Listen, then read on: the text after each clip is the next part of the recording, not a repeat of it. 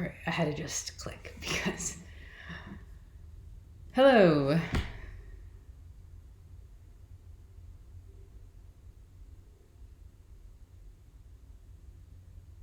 My name is Allie Rutledge. I had to take a minute. I've already cried one time today, and I felt a little bit like I was going to cry again. I apologize for my laggy video. This is the best it's going to get for right now. I'd like to start by saying that a lot of this video is brought to me by Walmart, ordered at 7 a.m. and delivered by 10:20, including an in-home return. I have a lot to say about Walmart, honestly. I live in the homeland of Walmart and have experienced the best of it. I am not sure that I would be alive without Walmart Plus and in-home delivery, honestly. And if alive, definitely incarcerated. Yeah, just avoiding going into a store with the intensity of PTSD that I live with is critical to me for a bunch of reasons. Okay, so brought to me by Walmart. Honestly, I'm gonna throw a couple of links into the chat, but I ordered some of this stuff that I needed, like a chair. I had a lifetime of gaming chairs purchased and none remain to tell the tale. So I tried my rocking chair, didn't work, and ordered a chair, headset. I mean, some pretty useful stuff that was critical for me to be able to do this. Hard drive.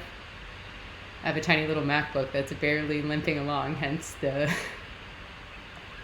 sluggish video, but whatever. I'll throw a link to my Venmo too, anybody that wants to support. Maybe we can get Walmart in-home delivery to fix the laggy video or whatever is wrong. That's my first focus always is, what am I doing wrong? So I practiced avoidance and rumination in starting this, which honestly, avoidance and rumination require a gut check of self-awareness. I had to practice my way into being able to do this, which includes things like clothes, light, my environment, which means where are the people I'm living with and what window of time do I have available. I had to try a couple other times on other things just to see if I could test everything a million ways, manage my responsibilities around what this would require, including how I felt, my own limitations. I have to put myself in water sometimes to just change my consciousness.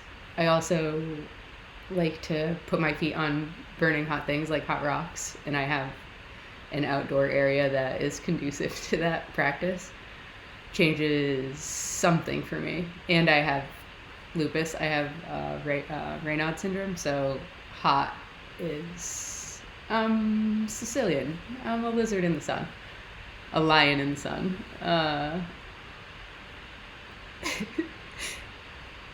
I thought a lot about my sleep. My sleep is a little bit cuckoo, just like my cats who are running around.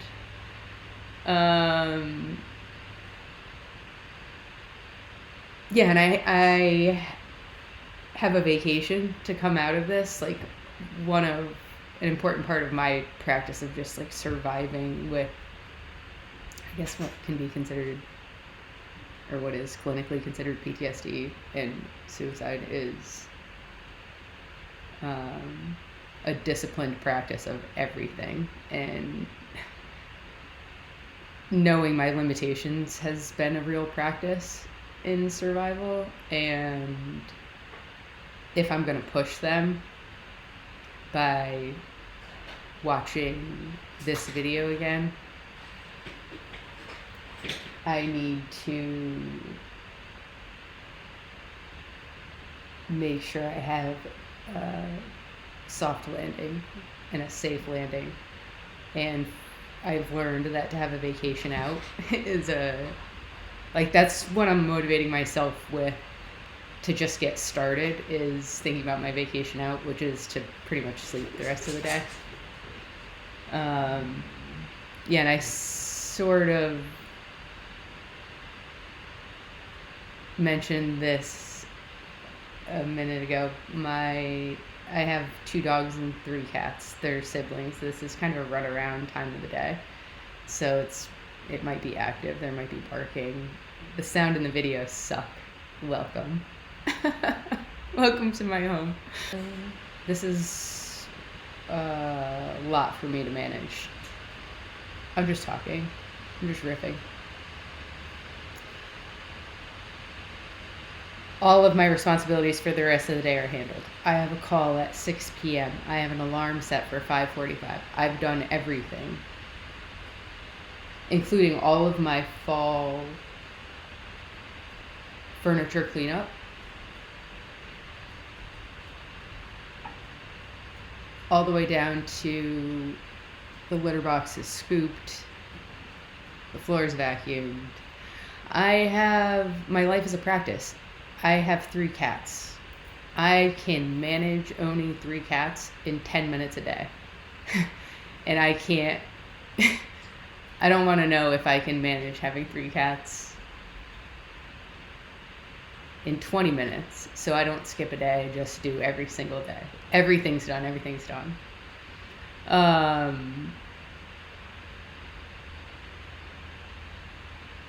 This is a video titled Suicide Prevention Expert Causes How to Help, Ways to Grieve. I watched this video from my rocking chair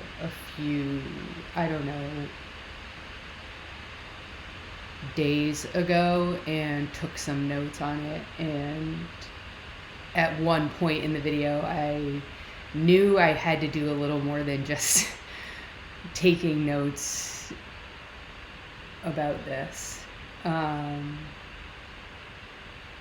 At first, I was going to just start recording from my robe.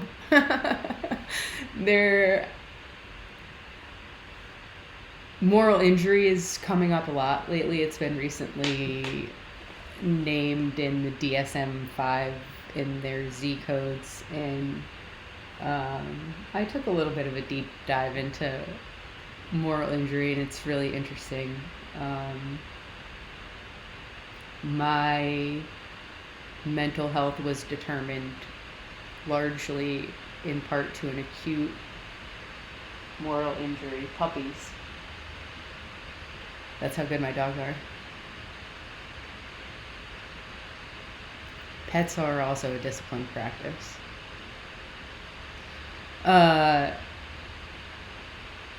Moral injury. This is how my mind works. This is why I'm managing a lot right now, and I'm hoping that the lag in video and hopefully not audio is manageable for everyone else. Okay, I forget what I was talking about. I don't even freaking know. Okay, so I watched this video, right, from my rocking chair. Right, took notes. At one point, not enough. Yeah, not enough. I would ask at the outset that if you listened to these 2 people, that you listen to them again with me. And I would offer that 1.5K views in 9 days of mine are theirs. I just want to name that. Just please rewatch with me. and earth to all people living with suicide. Like, I'm trying.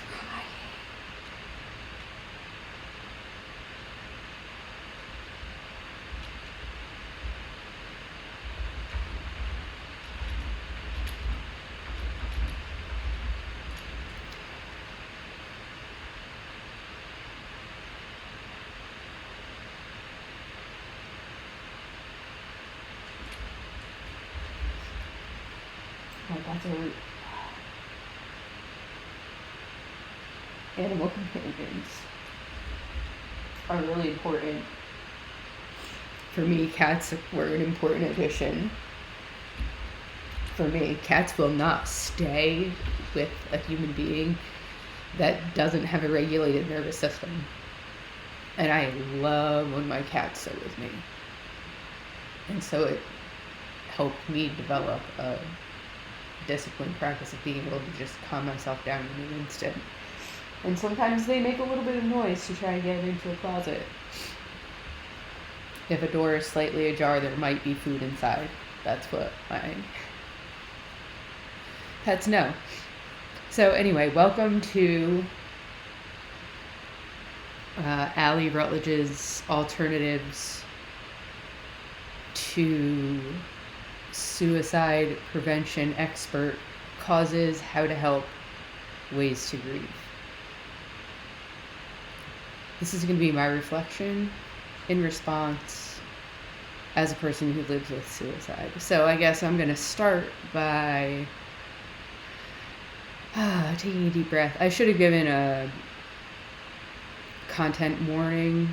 I put the little circle X at the top of my screen that this is not a safe space in terms of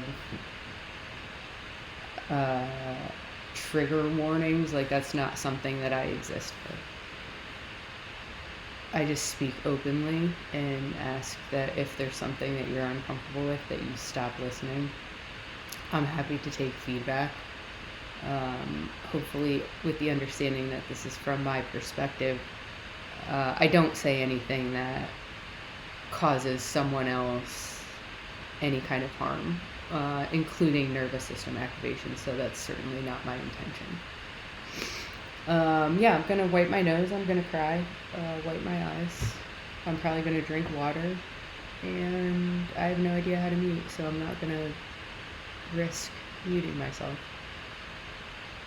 And hopefully this is actually recording. It says stop recording, so I guess maybe it still is. So, that was my breath.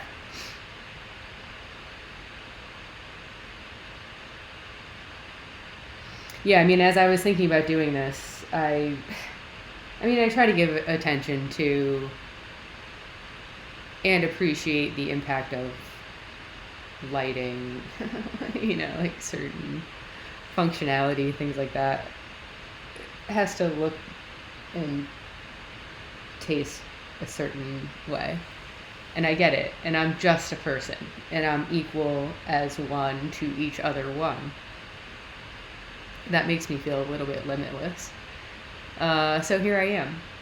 And I want to start with probably the hardest thing, which is my experience of suicide, which I talk about this all the time.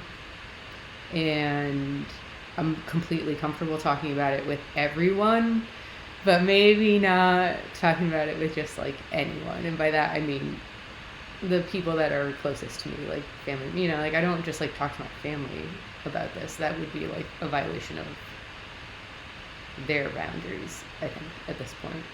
So I want to give a little background, as these two people are, I'm sure one at least does give their expertise in suicide. I'm going to give my experience of suicide, which will include a measure of colonial time for reference. I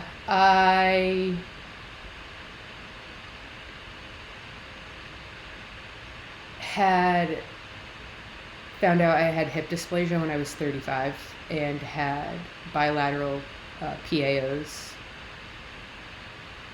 which is hip joint reorientation. basically surgically broken pelvis. I did that on both sides. The second side, a disc in my lumbar spine herniated during the surgery. So I had to have surgery on my spine 6 weeks after my hip surgery, still with a broken pelvis, and it was tough. It was very tough. And I think it was 2 days after my back surgery, I had flown home from Nashville, and I was on my couch. I could only lay face down or stand up for like 3 months, from before my hip surgery until after my back surgery. After my back surgery, I was able to sit again. Anyway, I guess I was sitting on my couch. I don't know, something. I was on my couch. I had to go to the bathroom. My mind said move to go to the bathroom, and I couldn't move. And I was home alone with my 3 kids. I think my oldest son was like 12 at the time. And I think I panicked.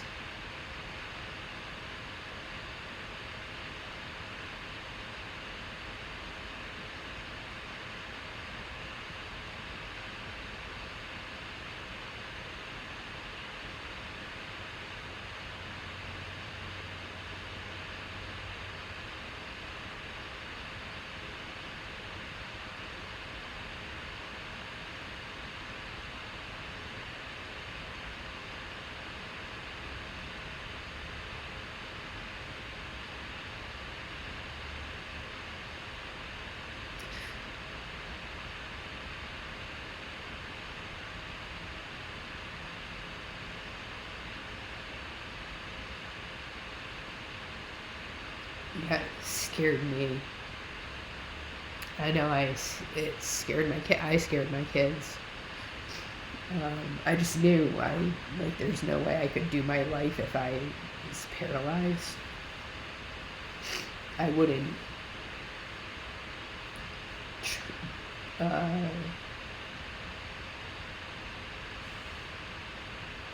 There's certain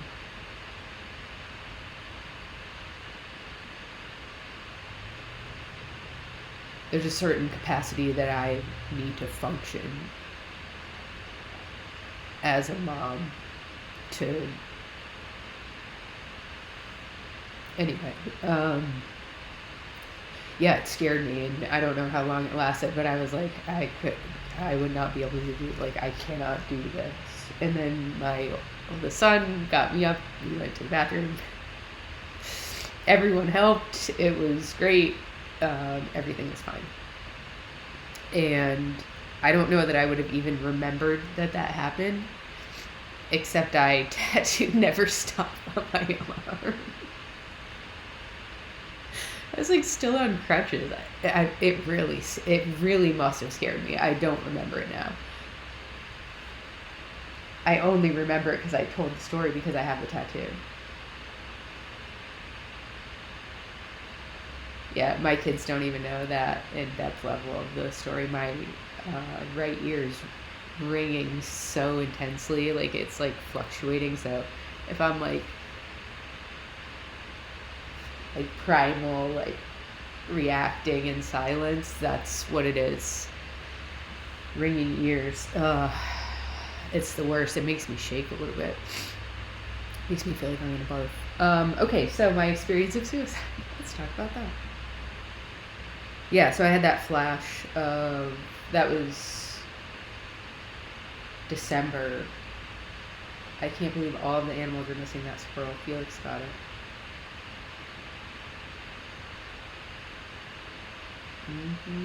I have the coolest pet habitat.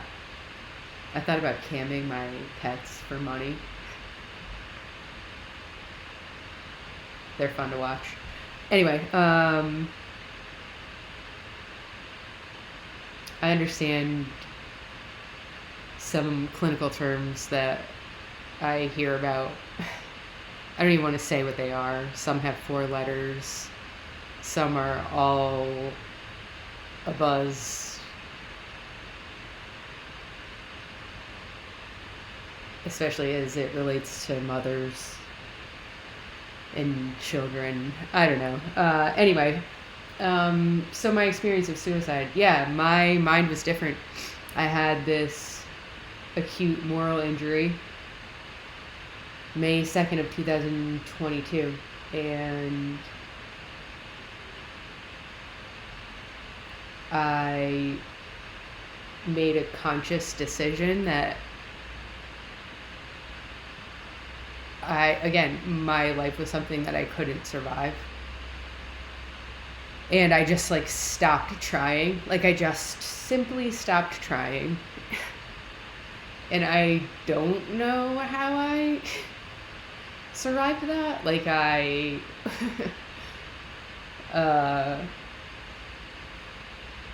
touched death pretty hard May 2nd of 2022 in a way that I understand death as a consciousness of humanness. And it's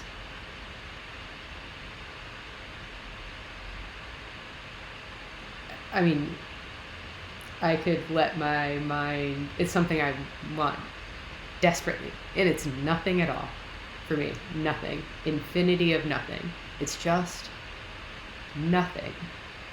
I can go into great detail on that, but since then, it's like you can't like unring. I can't unring the bell of suicide. It's a consciousness. It's like an understanding. I know it now. And so my experience of it on like a lived day-to-day living experience of it has evolved for sure. I think it started out as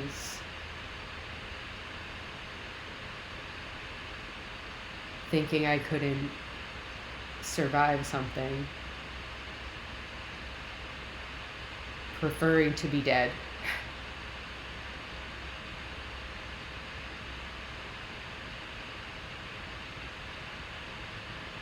Trying to kill myself, thinking about killing myself, consciously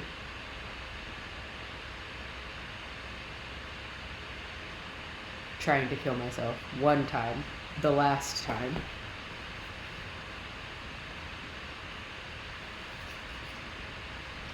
And then now, deciding every moment of every day, and by moment, I mean different increments of time. Suicide or literally anything else. Literally like anything else. My yard looks great. My house looks great. My pets are in good shape. Like, I hope I'm doing all right with my kids.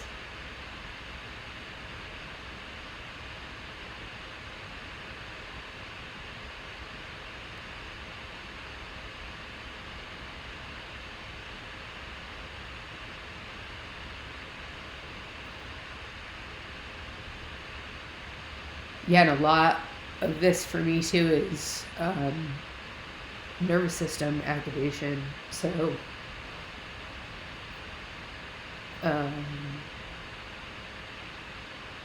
living in abuse and being in cycles of abuse, continued cycles of abuse that aren't managed by law enforcement,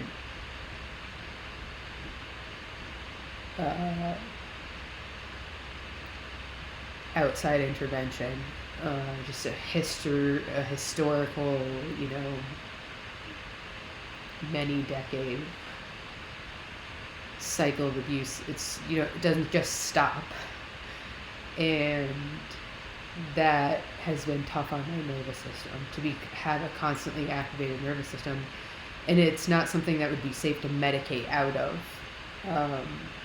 If I'm getting pulled over by the police and I'm not feeling anxious about it because I'm medicated, that maybe isn't the best thing for my health. Sure, it helps my symptoms feel better at the time, but does it help me as a human being feel better over time? Not for me. And I was in a situation that I couldn't medicate myself, because if I stopped paying attention, I would be in greater danger. And I have 3 kids and 5 pets, so I can't think about just myself. So with a disability, like, I was hospitalized multiple times at multiple levels of care in multiple states. Most recently, January 2/28, whatever that is, 2/28/2025 to 3/7/2025. I was handcuffed and held face down in my driveway by 4 armed sheriff's deputies, and who called my 18-year-old son to let them in my house. That's a longer story. I have sexual trauma. Restraining me is a thing that broke my mind in a way that I had no idea I was even at risk for. Luckily, one of the times that I was hospitalized, I had a great primary therapist who had me read Peter Levine's Waking the Tiger, and I knew my kid was right there. I was worried I was going to hit my head, and I just started screaming. And one of the things that I was worried about before then, I don't have exclusive possession of my home, and with a history of people entering my home without giving notice, and I was worried that would happen, and I would like be in the shower, and I would never stop screaming, and I would have to hit my head and kill myself. And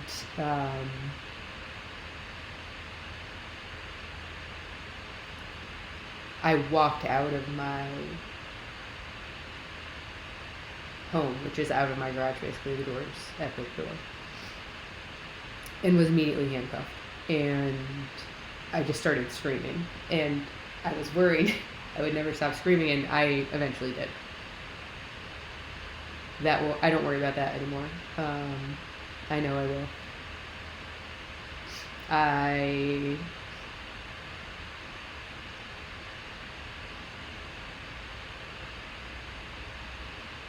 Yeah, that was tough. Was delivered to I asked them to arrest me. I asked them if I needed to assault them, so they would arrest me. I asked if I needed to assault a staff member for them to arrest me. I asked if I needed to assault another patient for them to arrest me instead of bringing me in there, because I know I would be medicated against my will as soon as I got into the building. And I was delivered into a cinder block timeout room, eventually released from handcuffs. Yeah, at an appointment yesterday, I have numbness and tingling, like, down my thumb, all into my lat, into my spine. Might be from my neck, but yeah, pretty bad, like, bruising, welts, all on my hands and wrists, hand and fingerprint bruises just up and down my arms, legs, torso. I have the body camera footage. Yeah, so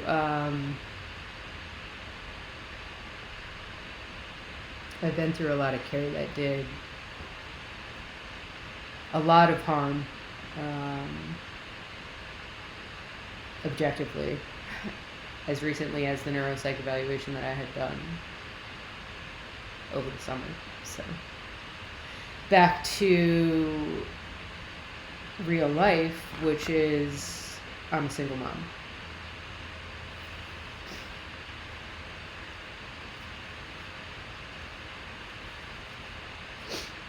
And I have to work. And I started being a stay-at-home mom when I was 25.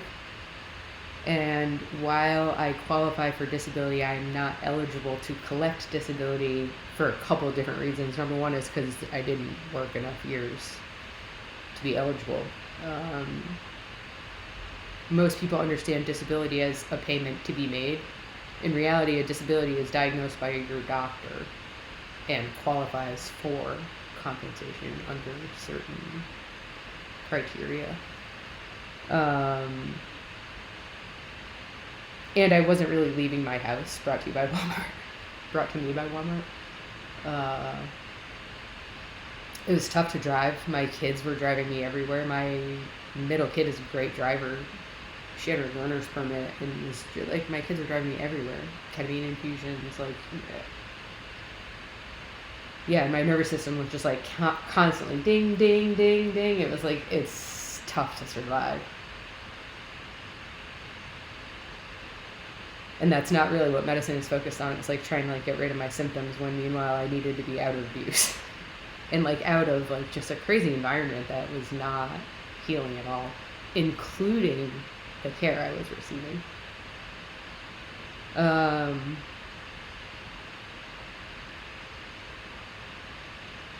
Yeah, it happens to so many people too. It really is just, well, I mean, that's why I'm doing this. So after that involuntary hold that I was on this year, I was out of care. I couldn't go to anyone. Legally and ethically, I can't talk to anyone about suicide. And I couldn't take the risk. Now it was known. I just wasn't, I would never trust anyone again. Like I'm like a therapist wood chipper. I mean, I slay. I go through clinicians like a box of honeycombs with Saturday morning cartoons. It's like super easy. And I even like ask them to, ahead of time, I'm like, can you please do, and I talk about like what their own like support is, because I know, like, I've done this. I've lost care enough times to be like aware of it, not only to like not lose it again.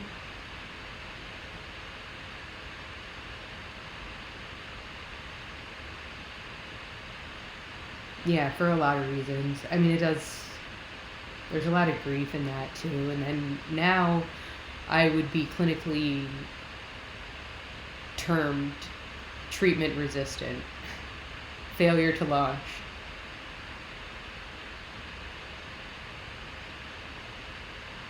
Medication resistant, medication non-compliant.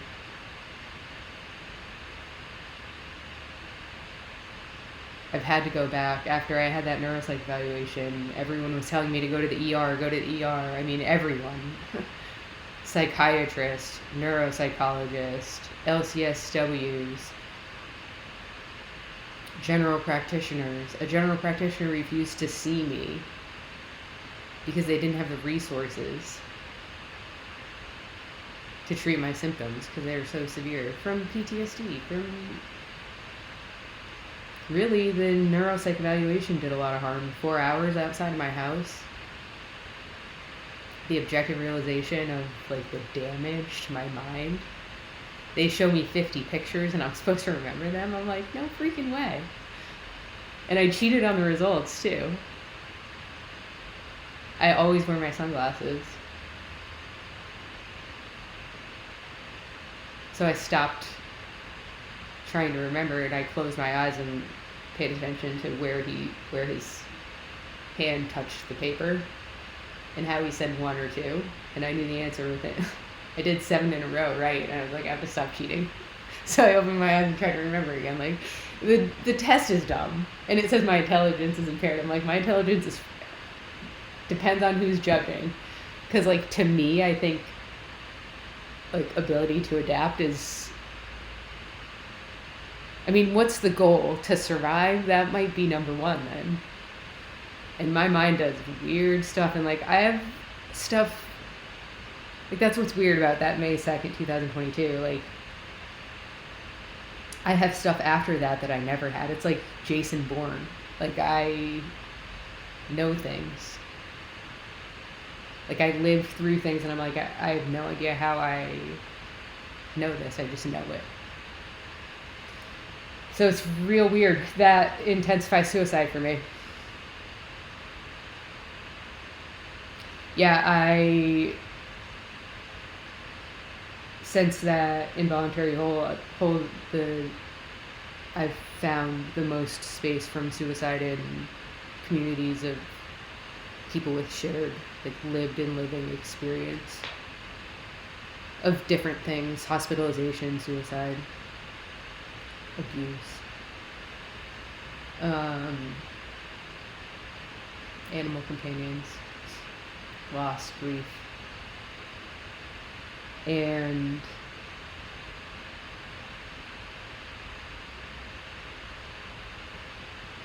I have this feeling that I've been kind of like, and I've talked about this so much, I've been like wandering around since that day. Like, I woke up just in like a pile of rubble. Like, it feels like I would describe PTSD as feeling like like a bomb hit wherever I was, and I'm like waking up like in a movie, like in rubble. Like, it's just like I, for a lot of time, I know I need to just stay still, keep my eyes closed, and do nothing.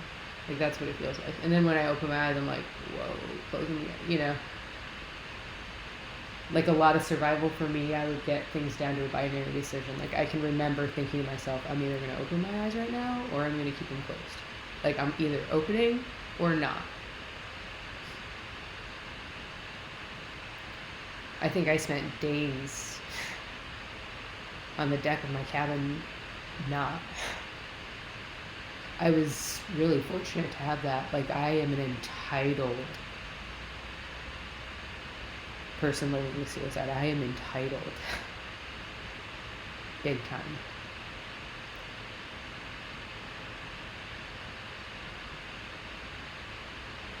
So it's not just enough for me to survive it. And it's funny because the suicide expert agrees that usually people with suicide do have a greater sense of purpose. A sense of greater purpose? I don't know. I don't want to qualify. A sense of purpose. So my current total, 10,000 hours to expertise.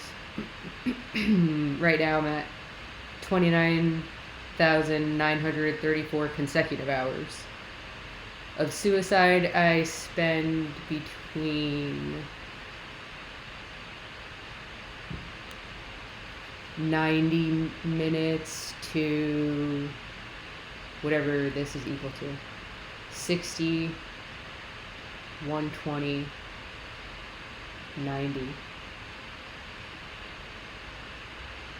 minutes a day in support, like in communities of lived and living experience. And people might say, like, oh, that's excessive or whatever, but like, I was in clinical care for 3 years, less than 3 years, and it took way more time, and I think my total investment was over $200,000. I'm at risk of losing the house that I'm sitting in right now. That's my only asset is partial ownership of this house. And I'm not earning income. Like, I was a stay-at-home mom for 18 years. Nobody wants to hire me. Like, back to that, like, my background, I was a stay-at-home mom for 18 years. I am restless. I did a bunch of other really cool stuff during that time. I taught classes at the gym when I was in college, and then started, after I had kids, was still teaching classes.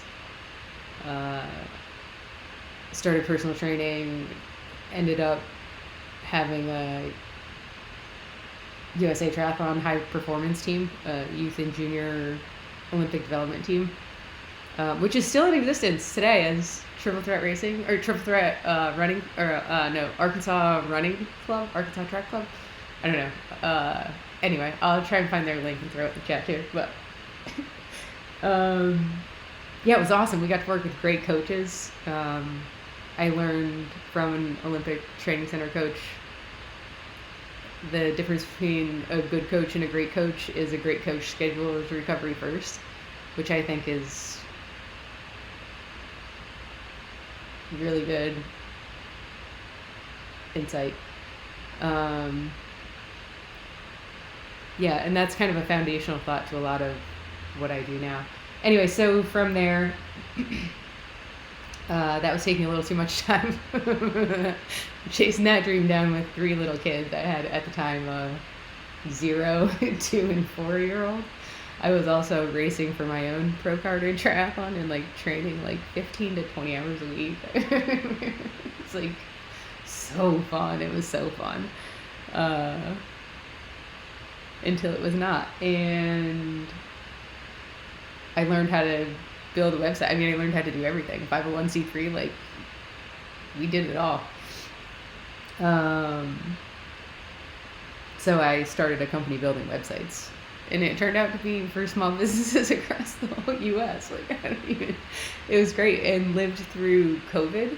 And it turned into more like business development. Like, how are we going to use your website to like keep your business going somehow? Like, it was cool. It was really fun. It helped me. I mean, suffering plus survival equals growth. So I learned a lot from that experience. And I was the guy doing everything, which helped me learn a lot too. Hip surgery, back surgery. I got to go spend a blip of time in Nashville working in an orthopedic practice. I learned a ton about healthcare, insurance, needs-based care. The orthopedic surgeon that I worked for designed an entire program around needs-based care because that improves individual outcomes. That statistically makes a surgeon better. And that turned into a Facebook group for the hip surgery that I had that's still going strong today.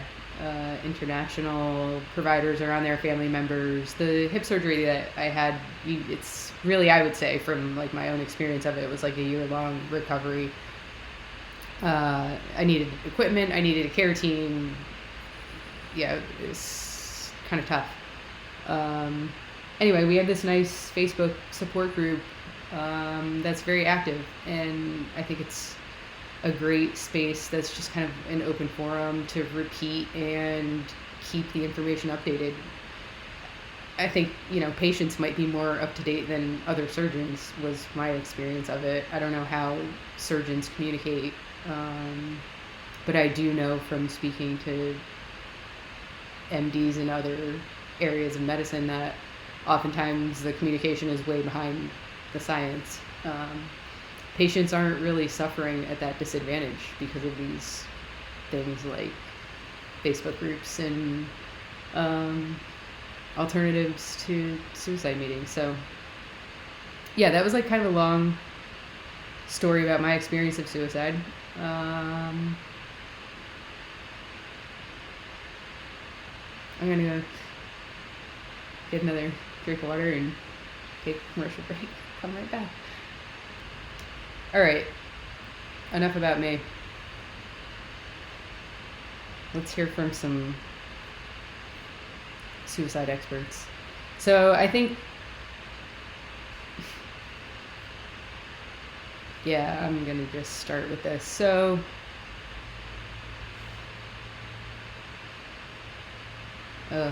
okay.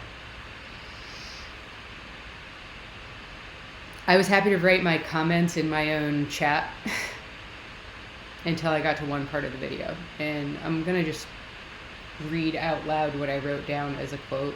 Like, while I'm doing this, like, I, like, need to go to the bathroom, like, I feel it in my chest, like, my hands are getting cold, my back is a little bit tingly, like, everything's itchy.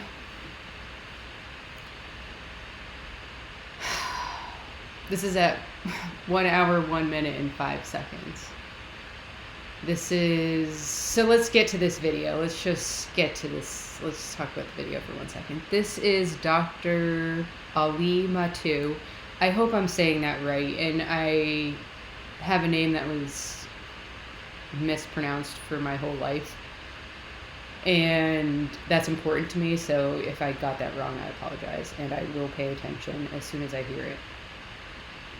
And he has on his...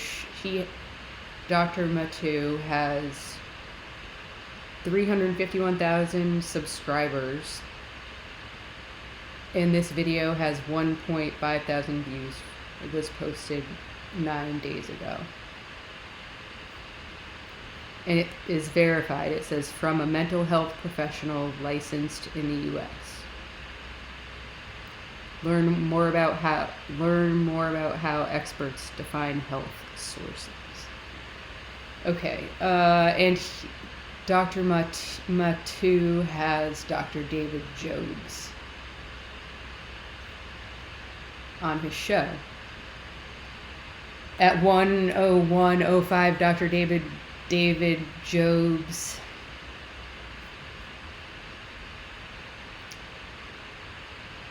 said, I mean, I love the concept of grit because people who are suicidal don't have any. They aren't perseverant, and they don't have a greater sense of purpose and meaning, a passion for making a difference in the world. A lot of what we're learning about talking with the lived experience folks is they have found a way to live by giving and making a positive difference in the world. They're very preoccupied with making the world a better place.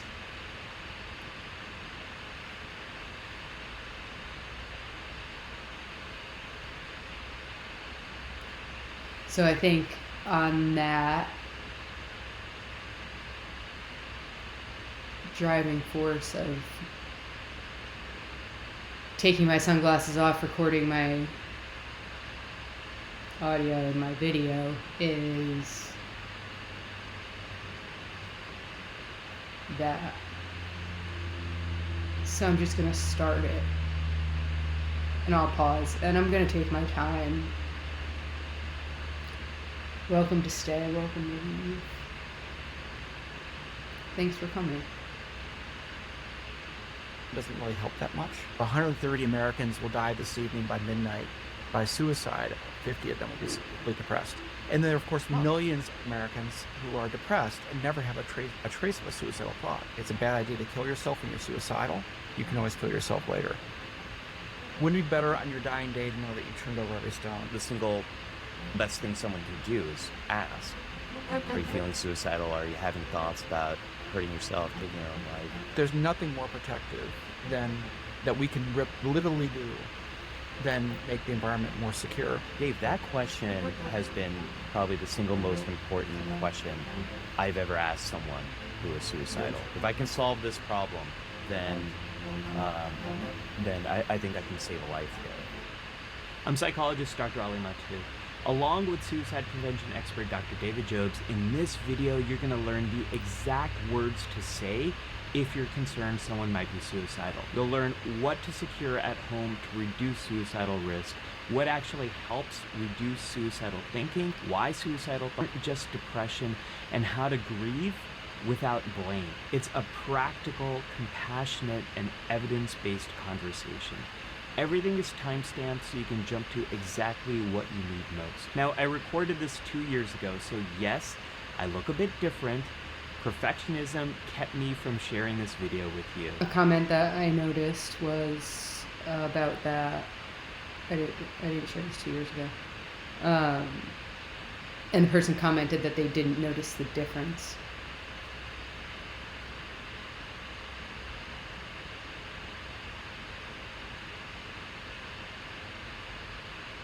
I really wonder how that reflects with people. Because I've watched the video without this beginning many times, and I also then didn't notice the difference. And now I wonder if that's... I don't know. I just think about things a little bit differently. Anyway, here we go. I'm glad you're seeing it now, because what's inside might help you save a life today. Feels If like you're a judgment a experiencing little bit. suicidal thoughts or worried about someone who Well, I mean, might it be is judgment suicidal of in self. the United States, call or text 988.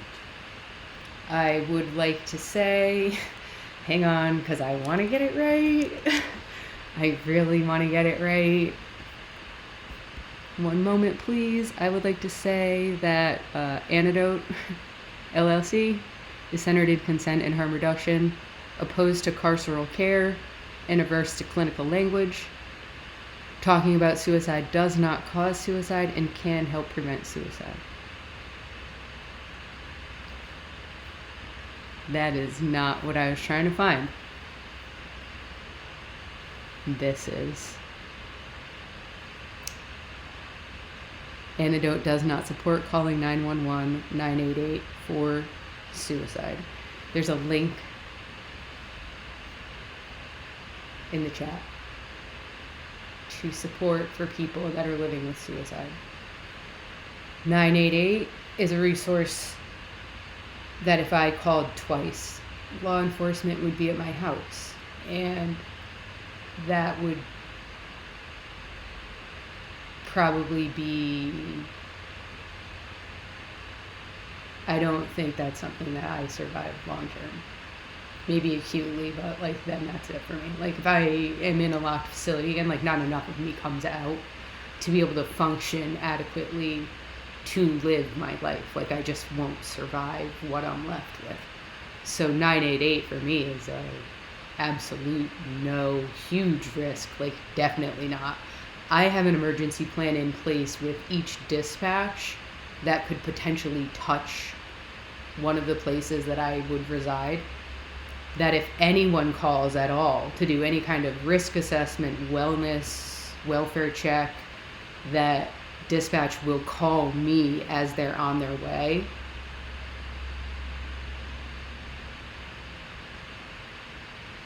With the intention of harm reduction. Because I've had a lot of conversations with them about how do we do this in a way that's safe for me, because chances are it's probably going to happen. I've had so many welfare checks, calls to law enforcement. I mean, it just never stops. It's like harassment. It's the worst. So anyway, I wouldn't recommend doing what the experts on this video are saying. I'm a different kind of expert, I guess.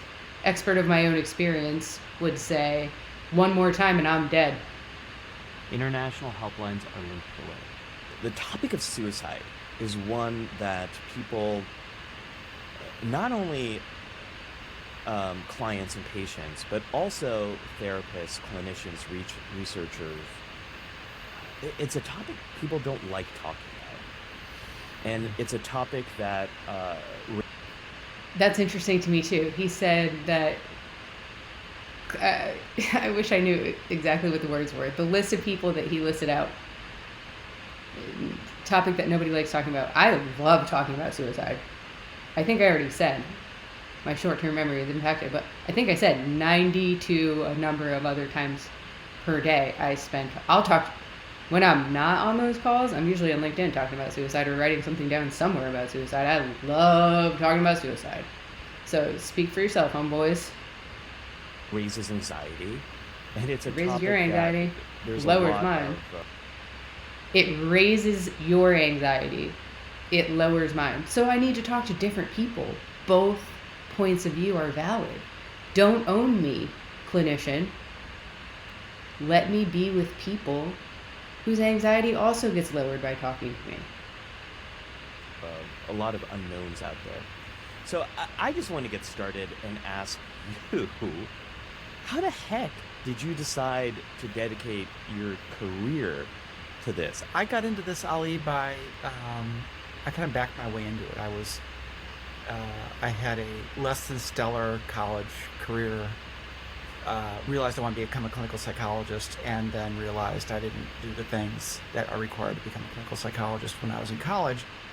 And so I snuck into a master's program at American University, and needed to really do the research to kind of get me, you might recall, through the hoop or over the hurdle to be competitive for these highly competitive PhD programs. And my psychopathology professor was a guy named Dr. Lanny Berman, and he was really interesting to me, and he was doing work in suicide prevention, which I didn't have a particular draw to. But I, sort of connected with him, and we started doing research on something called psychological autopsies, which is looking at the intentionality behind people whose lives end very suddenly. Is that an accidental death, or is that a intended death? And that's what I ended up doing my master's thesis and my doctoral dissertation on, was focusing on psychotopsies and psychological backgrounds for people who are in these states. And so it was really a pragmatic thing. And then when I started getting into it, I realized this is just like a really cool topic, because, well, I suppose at face value it seems morbid or sort of like aversive topic. Yeah. You know what? My attitude is we're saving lives, and we're really focused on what makes life worth living. So a whole new line of research that I'm looking at, for example, in our lab, Okay, is pause. once we've gotten somebody not to commit suicide. I think the question, I believe this was the quote, how the heck did you decide a career in this?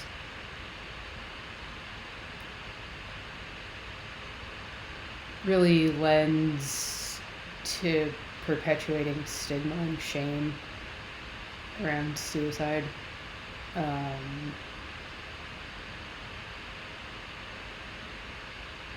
The words morbid and averse are also used. And I thought it was, for me, as a person that lives with suicide, like, I don't want your study. I don't want your study. To have not done what you need to do in college, and then to share that you backed into this conveniently, and then made a career out of it, and now you're going to share with us how you're curing it. I can't wait to hear.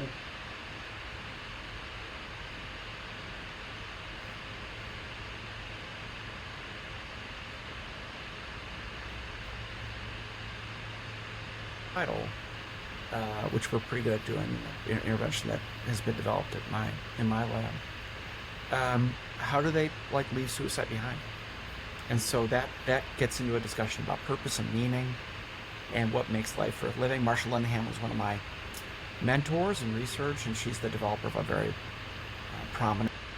I can promise you this. Suicide for me is entirely separate from the worth and meaning of my life. I mean, entirely separate. Lungs and heart. Central and peripheral nervous systems. Okay.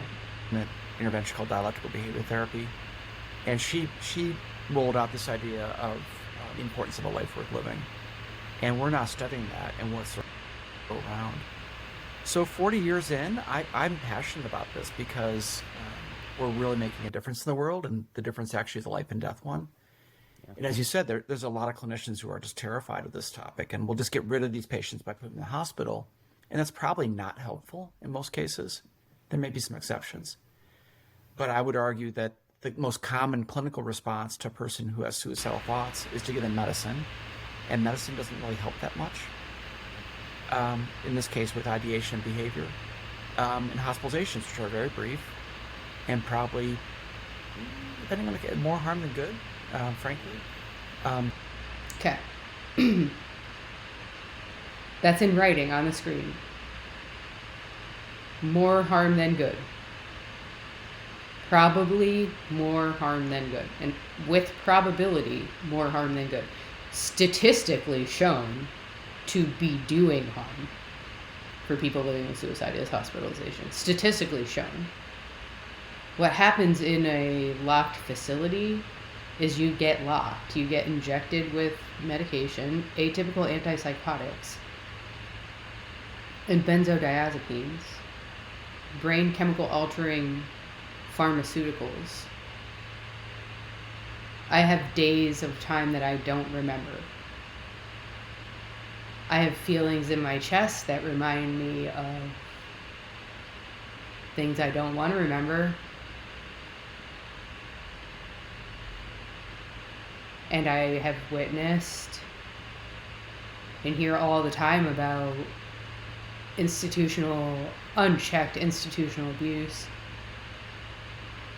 That's why I wanted to be arrested.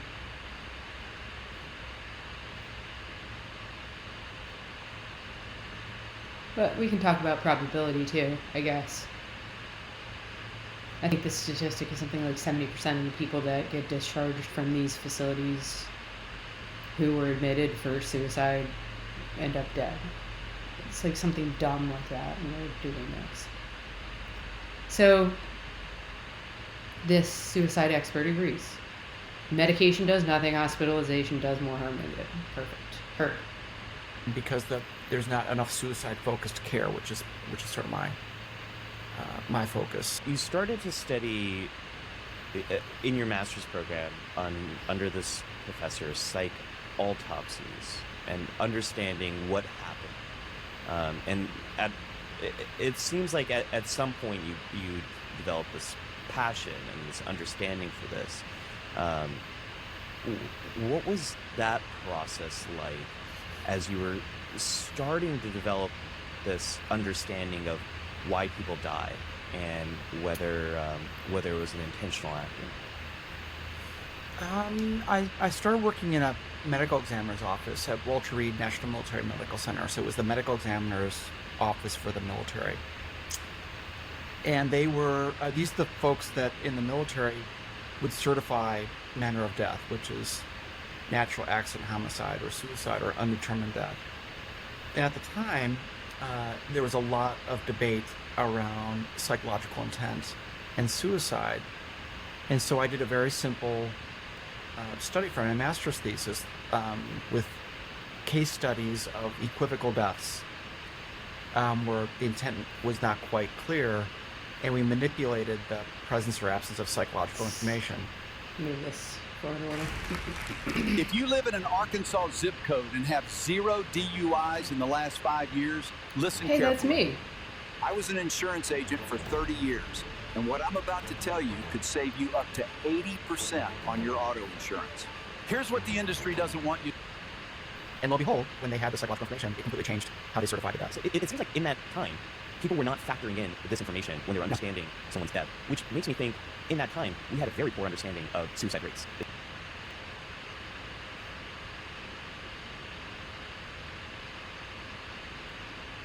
Okay, so we still have a bad understanding of suicide rates. How many deaths are considered anything other than suicide? And this is why. Let's listen up for some more shame and stigma. Is that fair to say? That's fair. There were medical examiners back in those days that would only certify suicide if there was a suicide rate, and that occurs by 20% of the time. So there's a number of deaths by suicide that were not even counted. What would the note entail? Something written by the body? Because those medical examiners in that jurisdiction, without a note, wouldn't be called either an accident or unintended death. Wow. So, and it really does matter. I'm in DC, and we're here for a while. I mean, I'm not the chairman of the public policy committee for the Foundation for Suicide Prevention. We're on the Hill. We do a forum. We advocate for mental health policy and suicide prevention work. And policy does change things dramatically. Like 988, for example, is a major policy initiative that's transforming the country. Which is the national hotline for the national lifeline, yeah. So it's the suicide and crisis. I talked about 988 already, so I'm going to let this play pretty fast, but the 988 2026 budget is $525 million. If I call 988 2 times, law enforcement will be at my house. 988 is not a resource I would use. 988 is not a resource anyone in my lived and living experience of suicide communities would ever use more than their initial contact with it if they survive the implications of that initial contact. Lifeline is now a 3-digit number, and that piece of legislation had a 2% chance of passing under the previous administration. And It also is linked to 911 now, after, I think, November of last year. Since. And now we're seeing a huge ripple effect of people having to figure out when do I call 911, when do I call 988, and what is 988, what's a mental health emergency versus a crime. But Yeah, it's that's a huge confusing. example of how policy can really make big change happen in a very short period of time. I imagine there's not going to be much funding into this type of research about suicide, suicidality, and treatments and suicide prevention if you don't have the data backing up the seriousness and the gravity and how widespread this problem can be. Wait. You need data to know it's a problem? There's a ton of money going into suicide right now. Keep going. I also, it seems so silly to think about only classifying a death as a suicide if there's a suicide note. You know the research, but my guess is the vast majority of people don't believe any type of note. Or is that true, or am I just making that up? Yeah, 20% do, 80% don't. So it's the outlier. And yes, I mean, It's easier to listen to this when they talk fast. Obviously, in the last 5 to 10 years, and now a lot of funding, for example, the NIH has been shifting over to suicide-focused research. And with 988, there's a lot of federal dollars being spent to kind of reimagine the crisis space and how we do crisis response. Yeah, it's a good idea. You should so yeah, reimagine it. It takes a while for something to catch on, and this field has been lagging for years, for decades. The suicide rate has Doesn't take that long to catch on. while other leading causes of death have gone down. Needs-based care. There's also a maturity of the field. This field is not matured in this full-blown, exploding area where students are really eager to get into this and do this kind of research. Students. So you said changing norms, and So we're not even talking about the impact it has on people with suicide anymore. We're talking about students. Okay. you also mentioned when to call 911. But this is suicide prevention expert causes how to help ways to grieve. Students. And when something crime versus mental health emergency. I'd love to get your perspective on the changing norms and how we even describe a suicide. So a lot of people will still say committed suicide versus died by suicide. And I'd love to get your thoughts on that, Dave, the history of where this term committed suicide comes from and why you might not want to use that. Yeah, This is a hot button there's for a me. medieval history to this, where for many years, for thousands of years, we understood mental illness or behaviors that were aberrant as possessions. The devil or demons or spirits invade the body, and that's why people act bizarrely. And then around the Enlightenment period, there was a sort of shift in thinking of it as more of a medical problem. But it was all wrapped up in God gives us life. If you take your life, it's a sin against God. And there were even laws in Europe where people made suicide attempts, they were put to death as punishment. That's a little ironic. But it seems like it's a crime against the state or crime against the king. So there's this lineage that really That's clinically termed, in many I ways, think, constant present a day, visceral where reaction. the Latin is not compos mentis, not of one's right mind. They're sort of out of control. They're lunatic. And they came into the right mind, of course, want to kill themselves. And so it became this medical model that evolved into the state being responsible, or society being responsible to control this person. And so the idea of committing someone against their will occurs right to the present day. And I actually have a lot of problems with that model. Last patient I hospitalized probably 20 years ago. And I've never committed patients to an institution against their will. And I think to me, it's a huge idea that you hold someone's civil liberties and lock them up against their will. And now there's evidence that's actually not helpful and maybe harmful to do so. But it's a holdover, Ali, of an earlier time where the state felt compelled to control this person's behavior. And my intervention and the research that we do is trying to keep somebody out of the hospital and to work with them safely on an outpatient basis. And to really not use the medical model where you think of this person as a depressed person who's seeking suicide. And what the research that I do and others have done in the field clearly shows is that when you focus on suicide ideation behavior as the bullseye of your treatment, no matter what the diagnosis or medical disorder, that's where the action is in terms of recovery and really helping someone. So it was really seen as a crime. So All right. I want to talk about the language a little bit. I think they said died.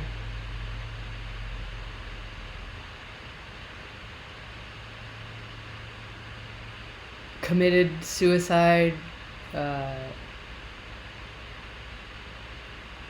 Died by suicide. Died of suicide. Died from suicide. My own comfort is with died from suicide. Like, how would you say anything else? Died from cancer, died from diabetes, died from hypertension, died of what? I guess of or by.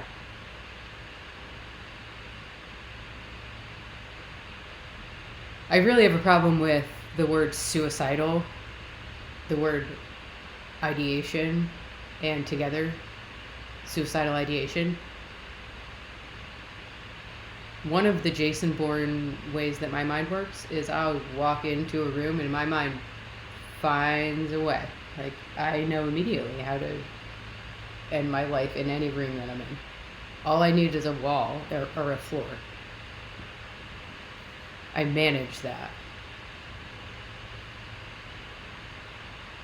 There's not going to be a cure for that ability to like understand that level of consciousness. Like, so suicidal and suicidal ideation, like, sure, there's times that I'll get a new way, and I like to run it all the way down. Like, honestly, this is how I live with suicide. If I think of an intrusive thought comes into my mind about suicide, and at some point, a lot of times I come back to some of them, and if I'm like really like heavy in suicide, I'll run it all the way out. Having a suicide plan that's like fully well thought out, including everything, like down to like who's finding me and when, leaves suicide in my mind significantly less time. Taking the time to do it is time that I'm not killing myself. So that actually is a harm reduction strategy for me, and it's not just me. I'm not alone in that. And just knowing that I have suicide calms me down, like reduces my anxiety. Like knowing I can escape what I'm trapped in, because being trapped is what like really triggers intensity of suicide for me. Like I live in suicide. It's just a matter of how intense I do it.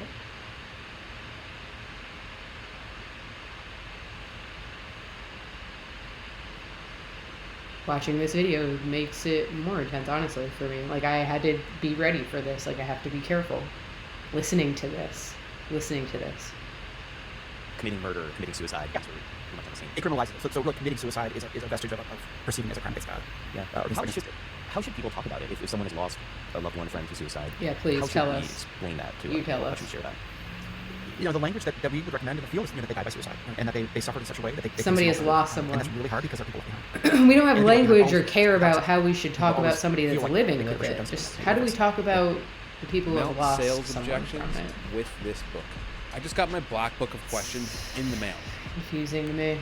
And know what to do with that. And that's one of the, to me, one of the most awful things about suicide is that it implicates other people in a horrific way.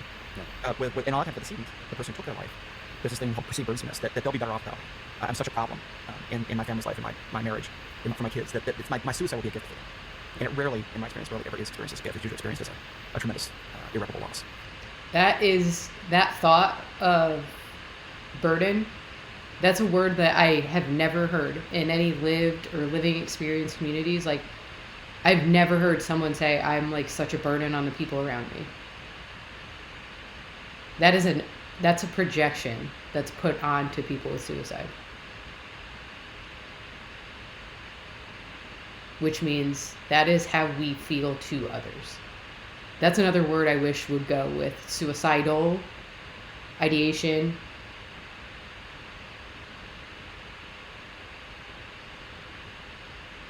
Yeah, I mean, that's something I want to talk about. I lost my brother to suicide. It's something that I've spoken a lot about on my YouTube channel. So I want to talk to you about survivors of suicide in a little bit. But I'm going to ask you an impossible question. And I'm interested to see how you might respond to it. So can you paint a picture for us about what is happening in the mind, or also in the environment, in the life of someone who is actively suicidal, a typical patient of yours that might come into the office? What is going on? Yeah, I think there's no one universal description, but in general, I think we would say this person is struggling and is suffering. And as you know, in the research and work that you've done in your own career, some people struggle and they pull their hair out. And some people struggle and they act out sexually. There's a subset of people who struggle and say, I should kill myself. Or they start to think, what would it be like if I ended my suffering in this way? And so it's a bit of a relationship. I think that's how I oftentimes thought of it, is that, that a relationship with an option for coping that becomes seductive. I mean sexually, just in terms of the concept that it will solve all my problems. I'll unburden my family, my pain will end, they'll get the life insurance. There's a kind of a logic to it. And people start down a trail. Now, what's so interesting about it is how many people don't go this way. Which is why the idea of depression and suicide being synonymous is so completely and utterly not true. You have 130 Americans who died this evening by midnight by suicide. About 50 of them will be depressed. And then, of course, millions of Americans who are depressed and never have a trace of suicidal thought. So it's a very particular kind of suffering that we're talking about. Yeah, and so one that is not necessarily tied to depression. I think that's a huge myth a lot of people hold on to. It's not there, but it's not synonymous. Like in Minnesota, there used to be a billboard, depression kills. And that's just so not true. I mean, there are millions who are depressed who are not going to die by suicide. So it's a kind of suffering that's particular to this way of coping that people get sort of in their mind's eye and it takes on a life of its own, so to speak, and they get kept.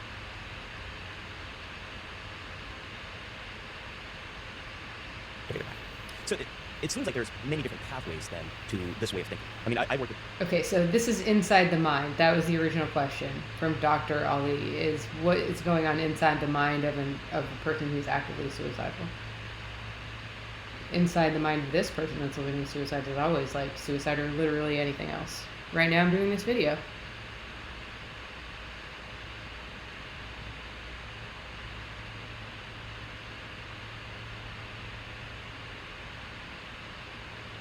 Then I have the rest of the day's worth of time to use.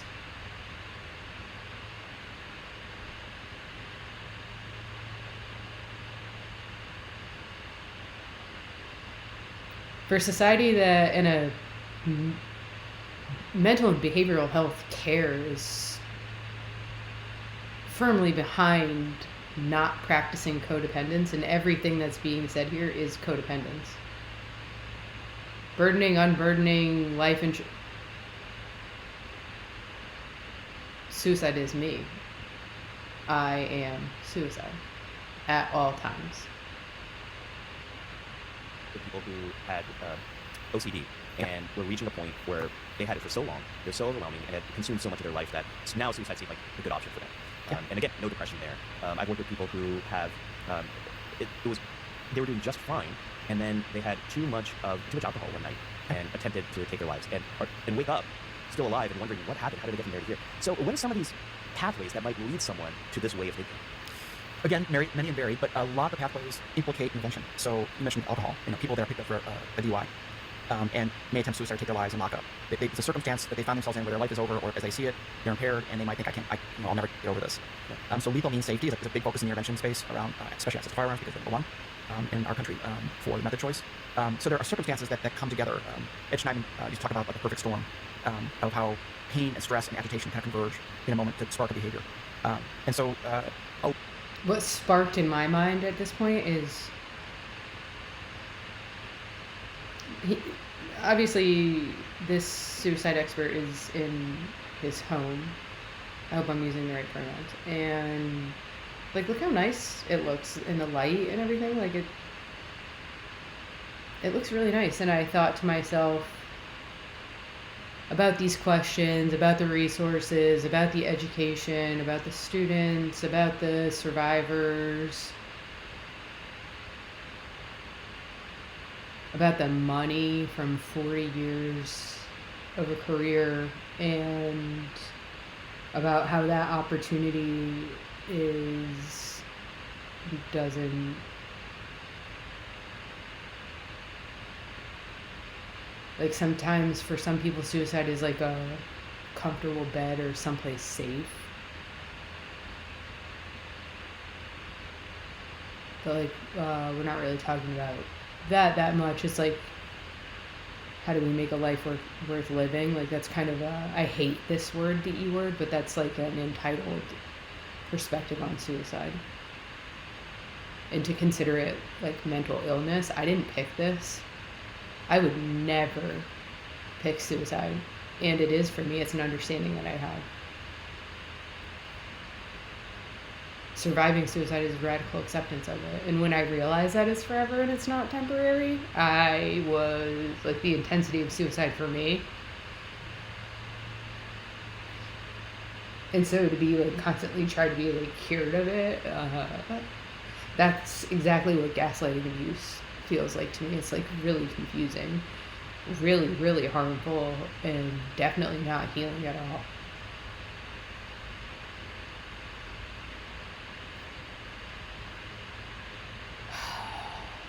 So much of this is like so hard to listen to.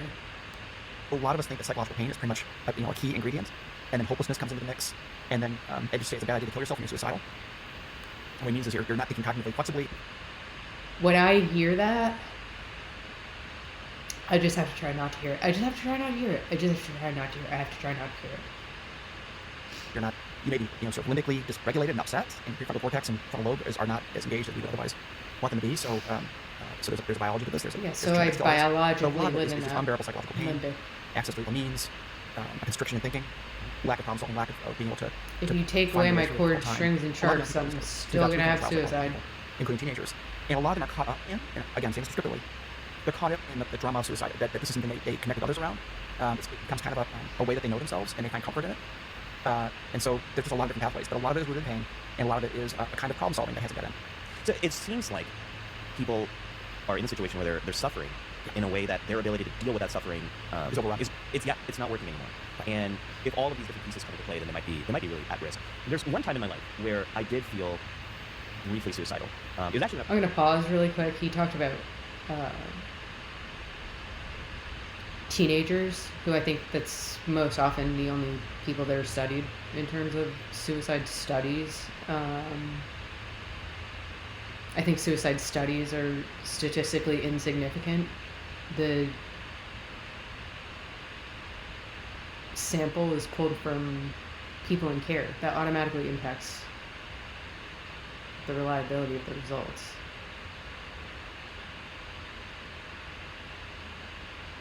Also, most people die from suicide, so that means that everyone's going to be on the younger side.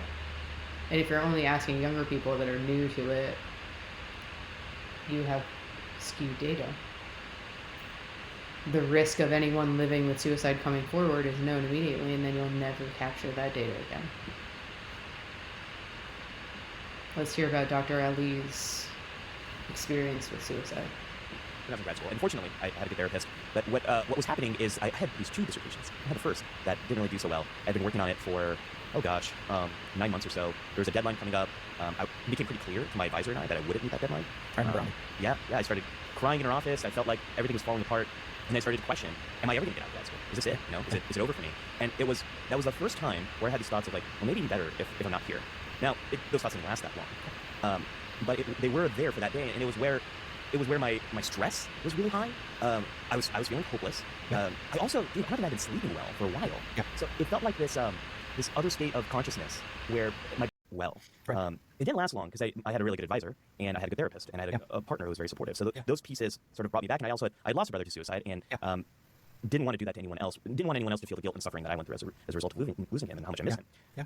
But I do remember that day and how strange my thinking was and how scary that was in that moment. Well, and that's the kind of thing that happens where people, so you had good supports, you had people who cared about you and reached out to you, and you were taking care of yourself as well. But lack of sleep, if any of us don't sleep for several nights or get REM sleep in particular, that rapid eye movement, sleep associated with dreaming, we get really agitated. Yeah. And agitated, dysregulated states where we feel out of control, where this part of the brain, right in the center, where the limbic system, which is the sort of the more older part of the brain, is on fire, and we're in a fight or flight mode. That typically means this part of the brain, which is the quarterback of the brain, is not engaged. So a lot of the interventions, Ali, involve helping a person recognize that they're getting in trouble, that they're becoming dysregulated, and then doing things that's going to re-engage this part of the brain to downregulate this part of the brain that's kind of on fire and out of control. So you're describing a version of how interventions work, and maybe not in your case, but I mean that's how our intervention works. It teaches our friend Stephen O'Connor, he went to grad school with, talked about effective intervention involves making the patient their own suicidologist, and I've always quoted that and used that idea because I think that's really true in all the proven interventions, including our own. Teach the patient, I'm getting in trouble, I should do X, Y, and Z to get out of trouble. So before we talk about interventions, one of the questions I get a lot is, what are the signs? How do I know if a friend, a family member, if they need more support, if they're, the term that keeps coming up is at risk, if they're at risk for this. Hearing you describe this, and if someone might be entering a suicidal thinking, a period of suicidal thinking. And I'm sure there's another question I got in advance of this recording is people who might be chronically at risk or chronically thinking suicidally. So much of the conversation around suicide is about a crisis, this episodic thing. The example I gave is like that too, but there's a lot of people who live with this type of thinking that's sort of constant in the background. So can we talk about this for a moment? What friends, family, loved ones, what do we do? How do we know if someone might be experiencing? Yeah, so it's like the question is, how do we know if someone is in suicide? Because we need to immediately save them. It's not like, how do we provide help that would meet their needs? Let's hear. Experiencing this and struggling with this. I mean, the biggest thing is to ask, and that seems like the impossible thing, or that you're going to see or something horrible's going to come from that. But to ask someone that you care about, the biggest thing that I suffer with in people I see who've lost someone to suicide is that they wish they had done X, Y, and Z. They've asked that they knew something was up and things weren't great, but they were afraid to ask, and they have many. Again, I think that this feeling of like I should have done more will go away when people get rid of the codependency around suicide. Regrets. So I get a lot of people coming to me in my practice saying, I'm very concerned about my son, who's 32, and he won't seek treatment, and he doesn't talk to us, but we think he's suicidal. And what can we do? And what I would have them do is make I call a coping care package. I would have them make literally a package. Put a book called Choosing to Live, written by Tom Nelson, Corey Newman, that's written. Okay, I'm just going to give a quick answer. If there's anyone out there that has a concern about someone who might be living with suicide, please ask before having a conversation with anyone about suicide. And it's as simple as just saying, like, hey, is it all right if we... Do you want to talk about suicide? Just say it just like that. And then listen to the answer. And make sure that you have time available so that if the answer is yes, you can say, awesome. I have from 10:30 to 11:30 this morning, and then I have time again tomorrow or later this week. There needs to be boundaries in all of care and support. Hey, do you want to talk about suicide? Hey, are you okay with it? Like, can we talk about it? If yes, find time. Put boundaries around the time and stick to the boundaries. If someone says yes, listen, hold space quietly. Consent and harm reduction are important. As someone shares, don't offer feedback. Ask if they're open to feedback. Certainly withhold advice.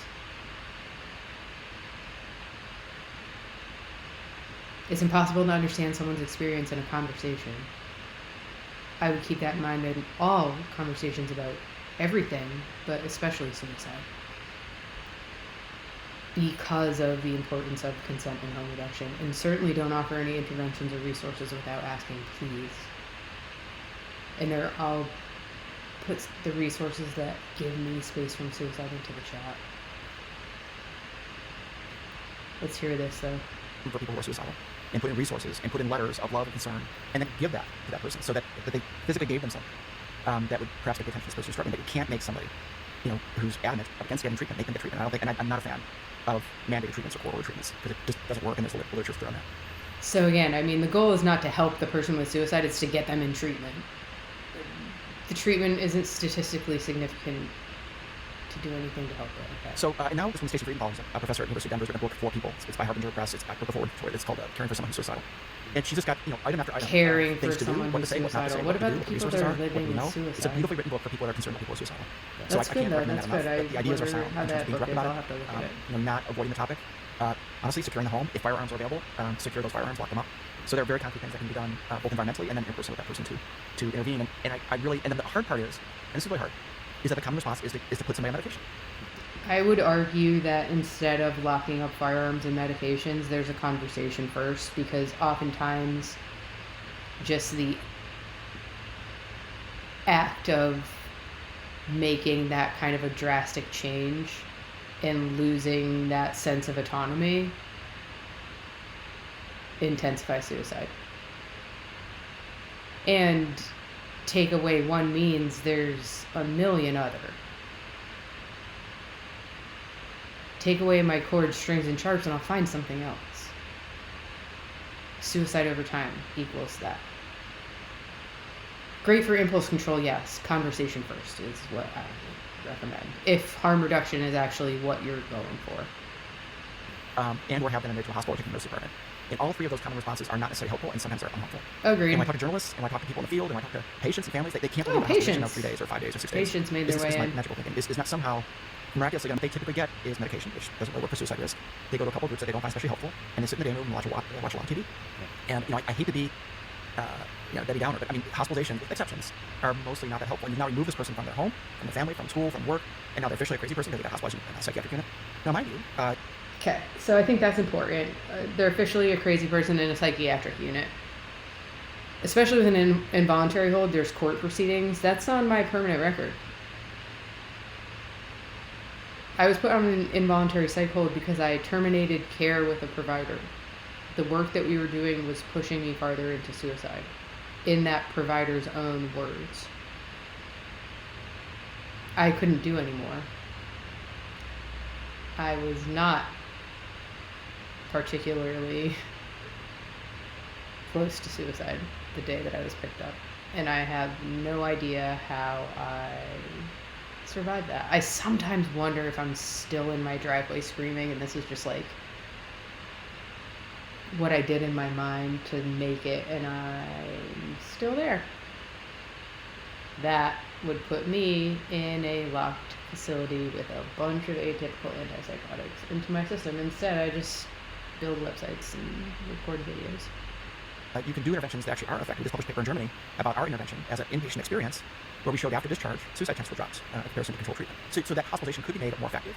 But the modal common experience of hospitalization. Note to everyone researching, if you follow anyone in a suicide study, the amount of accountability and contact that person is required to have so they can safely end their life without intervention will keep them alive for the length of the study. And use medicines is not effective. And people can't believe it. Yeah. Well, I mean, in most areas of healthcare, the idea of being admitted to a hospital implies a higher level of care that is going to stop the bleeding, metaphorically and literally. And my experience working at my internship, I was at Bellevue Hospital, oldest hospital in the country, well known for psychiatric care. There is a lot of diversity related to what happens in inpatient units, what happens in emergency rooms. And my experience then working at as faculty at Columbia and having people admitted and seeing a lot of people that were coming out of inpatient admissions, a lot of diversity in terms of what people get, which is, I think, a nice way of saying some people get exactly what you're talking about, which is you're in a hospital room watching a lot of TV, people are staring at you to make sure you're not doing anything to harm yourself, versus real effective treatment protocols being integrated into that inpatient. That was like the safe thing. I was like, versus being sexually or physically assaulted by staff and other patients who are not restrained, getting restrained so you can get medicated, getting restrained as a result of advocating for yourself within the gang mentality of the staff, who has its own hierarchy. No, I didn't realize that was the bad option. I thought sitting in the day room watching TV, like especially if they give you a crayon or like if they have books, I might go. That would be a nice day. I mean, like, that sounds great. It sounds great. Experience.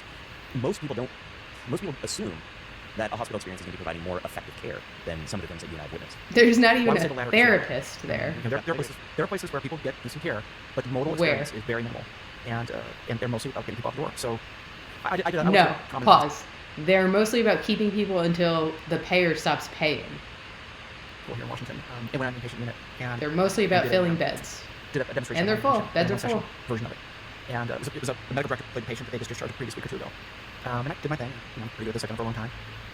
And so we developed a stabilization plan and we developed a treatment plan. And in my intervention, we ask people what makes them suicidal, and that's what we treat. A crazy notion, but we treat the things that the patient says make them want to kill themselves. And after that role play demonstration was over, crass. The words an attending in the front row just... said, I have a big problem with what you just did. So she said, yeah, you sold my bill of goods. I said, I don't think so. What exactly? We promised him all kinds of things that we can't deliver. I said I'd refer him to vocational rehab and would try to get his son, to come to the unit before his discharge to try to reconcile that relationship. And I clearly said, I'm not promising on any of these. I said, well, we don't have time to do that. I said, what do you have time to do? It was a very awkward moment. Because what they do is that the utilization review person comes up and shows them the unit and says, oh, yep, this person's been here for 4 days. Nursing staff, get them to commit to their safety and get them out the door. Yeah. And they may not get a safety plan. There may be no discussion if there's a firearm in the home that they're going back to. They're given a script for medication, and medicine doesn't typically help with suicidal ideation behavior. So I'm up for changes. I mean, we have a colleague in Louisiana at LSU who does an inpatient version of our intervention, one session, and he's getting a really nice effect. And a lot of these patients are going to get through. So it doesn't have to be an extensive intervention, but it does have to be suicide focused, and it does have to involve some specifics around legal means. And touch them less. It has to be 0 sessions. Which is still done today. Make it 0. Promise me you'll pull yourself between now and Friday. Yeah. Sign this no harm contract, as if that's an effective thing. Right. It might not even be effective at reducing legal liability, which is it's going to increase your liability because the remedy is a safety plan or a stabilization plan, which talks about what you will do versus what you won't do. Yeah. But there are still people that use no harm contracts despite that, and we have data now randomized control trials showing that no harm contracts and suicide contracts don't work. Yeah. Yet they're widely used. It must feel like on the other end of a client, it must feel like here's another way in which I'm losing control. Here's another way in which I'm trying to be. Someone is trying to. Assessment is. They are.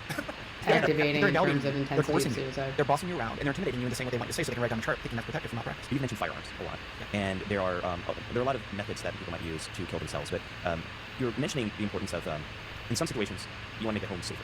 Now, there seems to be an implication there that we can save lives if we temporarily reduce access to things that people can use to hurt themselves. Which implies, Dave, that it applies a lot for public policy. I mean, I live in San Francisco Bay Area, and Golden Gate Bridge is something we can talk about, and a long debate about putting some type of barriers there, since it's the world's, I don't know if it still is, but for a long time it was the world's #1 destination for ways of dying by suicide, jumping off that bridge. There's public policy implications here that we should create a world that's a little bit safer. The statistics aren't changing. For friends and family. And at the heart of that is also this loss of control Yeah. So can you help me understand and negotiate these things? That are you saying that that this could be a temporary state of risk, and during this temporary time, we need to make the environment safer so you don't impulsively act on a thought? This is something you and I talked a lot about in your class. So I just want to revisit it and get your thoughts on this. Yeah, I mean, this is probably the single best way we can prevent a suicide from happening, is making it less possible, less likely. And whether that's securing stashes of medicines, opioids that have been unused and so forth. This is and locking those up or getting rid of them. Or there's evidence of places where people jump where they put up a barrier and people don't jump. And there's something we call method substitution. There's no method substitution. So if you block one method, it doesn't mean that they'll just go ahead and do something else. It actually stops that suicide. But guns are number one. So there's a lot of us in the policy field who are. That is the exact issue that I have with all of this suicide research and resources. Is it's people that are living with suicide are legally and ethically not allowed to talk about living with suicide. The resources, the treatment, the research is designed around suicide as an attempt to survive. No method substitution.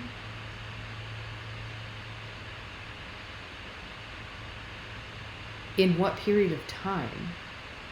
That's the problem, is the period of colonial time under which we're evaluating or considering the perspective of suicide.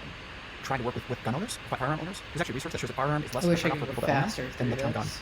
So and that we used to call restricting lethal means, and now we talk about lethal means safety. Hang on. He talked about how the language that firearms users prefer. They don't like the word gun. He suggests using firearms. I suggest saying living with suicide. Not suicidal. Not ideation. Not suicidal ideation. As a person living with suicide. I don't own guns. Because people are doing research now, Ali, on the language of all this. And lethal means safety is a less threatening idea. We have now something called red flag Doing laws, research on that. where in certain jurisdictions, in certain states, if a family was concerned about their brother, they can contact the police and through a certain procedure, that gun can be removed for a period of time from that individual's home and returned when they're more stable. Which is literally the state taking your gun. But these laws are passing. What's And actually as a result, done for the mass brother? murders and the AR-15s situations. This is a hotly debated, politicized issue. But there's nothing more protective than that we can literally do than make the environment more secure. We have an NIH-funded clinical trial with teenagers, and the initial engagement is with the parents. We develop a stabilization support plan, and the whole first page is about creating a safer environment. Pause. We then do the intervention with the child, and then we bring the parents. If somebody brought out a page of paper and my parents were there, I'm making a suicide plan on the spot. And like the first thing I do when I have time by myself is I'm going to start walking through it. That's what I would have to do to keep myself alive through that situation that was just created. The back end. And the second page of the stabilization support plan is how are you going to support and love your child differently better. And we're starting this right now. It's working really well because it gives parents a very clear role to make sure the home is secure and to support the treatment. And the clinician's saying, I've got the suicide piece. The clinician has a suicide piece. You're not legally or ethically allowed to talk about suicide. A lot of parents you can see, they're so relieved to see a clinician say, I've got this. Of course the parents are relieved. They'll take fucking making the home anything. safe. You mentioned before that the single best thing someone can do is ask, are you feeling suicidal? Are you having thoughts about hurting yourself, taking your own life? And that is something that... Pause. Ask. Are you okay with talking about suicide? That also doesn't put the idea of suicide instead. No, there's 4 different studies showing that's not the case. So 4 studies? Not supported by the data. So sounds like making the home safe starts with that, is having conversations. If you're worried about someone, expressing that concern, and then showing your love. What did you call it? It wasn't called a hope kit. It was called what was it? Stabilization support plan? Yeah, you talked about coping care package. Coping care package. Yeah, coping care package, and really showing all these tangible ways in how you love the other person. What else goes into making the home a safe place? The care package thing, like I think that's really interesting. I've had times before with people that I'm worried about, and I have a conversation with them about what I would want to tell them if they were gone. I like to have those conversations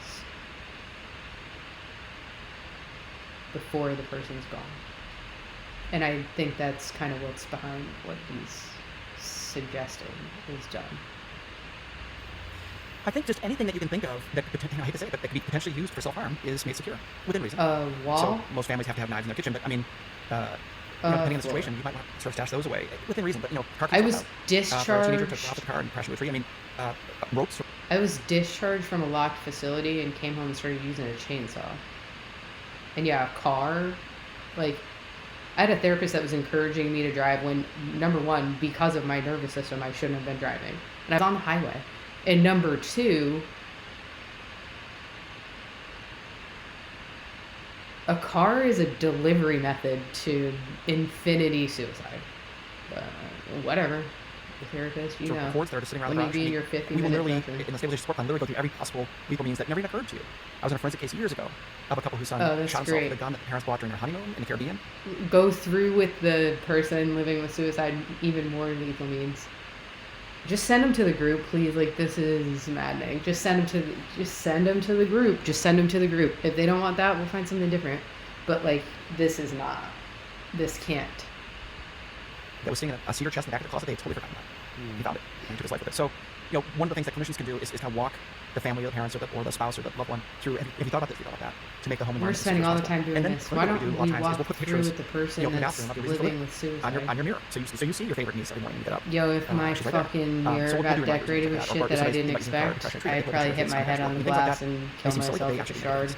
I remember you sharing. I got locked up for that this one line time. that you use, Talking and I about used it. so many times I didn't in all actually my do work, it. which is before you make a permanent decision about your life, when you are in this temporary state of risk, let's take some of these actions and give the treatment a chance to work.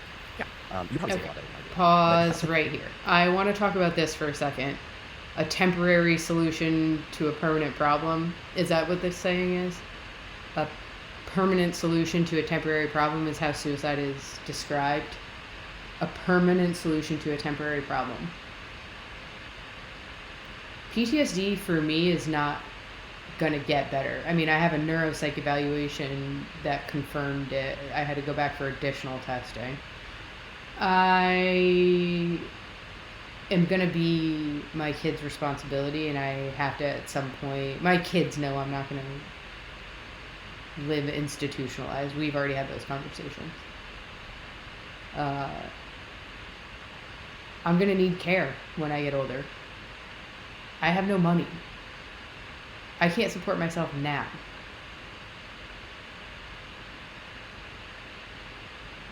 That will be my kids' responsibility. They'll feel that as their responsibility.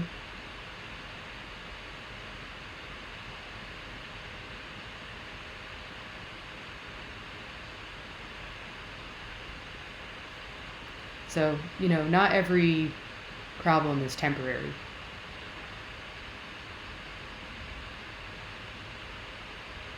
You would have to have literally every single problem to be able to accurately say that.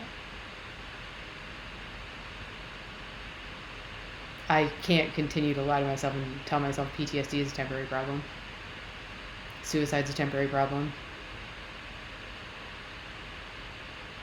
Accessing care is a permanent problem for me.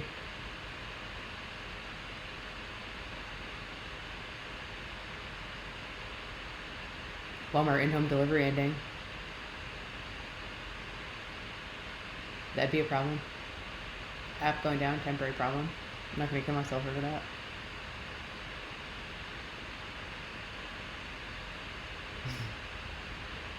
It seems like that's also what we're talking about with the family here, is we know you're struggling, we know you're suffering. Let's make a home a little bit safer temporarily to give all these things a chance to work before you make a permanent decision, because that decision is irreversible. What are the things that are going to work? Known for saying to patients, you can always kill yourself later.